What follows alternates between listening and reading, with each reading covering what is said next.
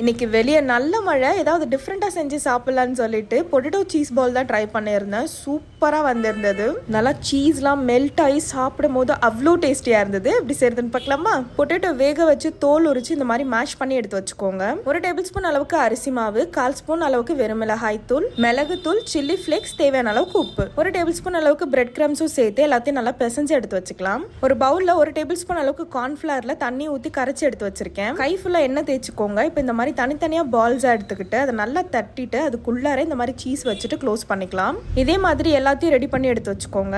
இப்போ ஃபர்ஸ்ட் கார்ன்ஃபிளவரில் இந்த மாதிரி டிப் பண்ணிக்கோங்க. அதுக்கப்புறமா பிரெட் கிரம்ஸில் எடுத்துட்டு ஃபுல்லாத்தையும் கோட் பண்ணிக்கலாம். இதே மாதிரி எல்லாத்தையும் ரெடி பண்ணி இந்த மாதிரி எடுத்து வச்சுக்கோங்க. ஆயில் சூடானதும் மீடியம் ஃப்ளேமில் வச்சுட்டு எல்லாத்தையும் சேர்த்துக்கலாம். ஹை ஃப்ளேமில் வச்சிங்கன்னா மேலே மட்டும் கருகிடும். அவ்வளோதாங்க. ஃப்ரை பண்ணி எடுத்தீங்கன்னா சூப்பரான பொட்டேட்டோ சீஸ் பால் ரெடி. பசங்களுக்குலாம் செஞ்சு கொடுத்தீங்கன்னா குஷியாக சாப்பிடுவாங்க. ஸோ கண்டிப்பாக ட்ரை பண்ணுங்க. மறக்காம நம்ம சேனலை சப்ஸ்கிரைப் பண்ணிக்கோங்க. பாய்.